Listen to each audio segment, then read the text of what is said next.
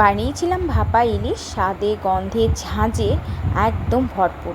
চলো দেখে নেওয়া যাক। তো সবার প্রথমে আমি এখানে একটা মিক্সিং জারের মধ্যে আমি নিয়ে নিয়েছিলাম পোস্তদানা, তার মধ্যে দিয়েছিলাম সাদা সর্ষে, কালো সর্ষে আর সামান্য একটু জিরে, গোটা জিরে আর কাঁচা লঙ্কা দিয়ে এটাকে আমি একটা স্মুথ পেস্ট বানিয়ে নিয়েছি। তার মধ্যে দিয়ে এবার টিফিন কৌটোর মধ্যে ঢেলে নিয়ে, যেই টিফিন কৌটোতে ভাপানো হচ্ছে সেই টিফিন কৌটোর মধ্যে ঢেলে নিয়ে স্বাদ মতো লবণ, পরিমাণ মতন হলুদ দিয়ে এক সামান্য সর্ষের তেল দিয়ে ওটাকে ভালো করে মিশিয়ে নিয়ে এক এক করে আগে থেকে ভালো করে ধুয়ে নুন হলুদ মাখিয়ে রাখা ইলিশ মাছগুলো এর মধ্যে দিয়ে দিলাম।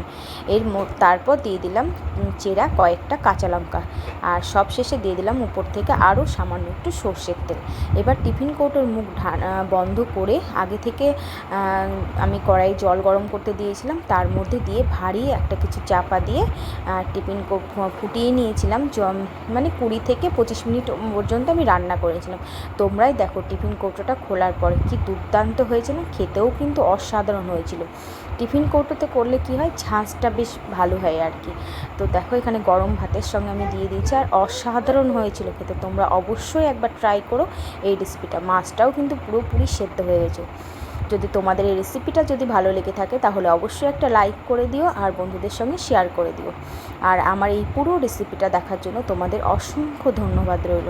তো বন্ধুরা, আজকে এখানেই শেষ করছি, আবার দেখা হচ্ছে পরে। ততক্ষণ সবাই ভালো থাকবে, সুস্থ থাকবে, সাবধানে থাকবে। Thank you.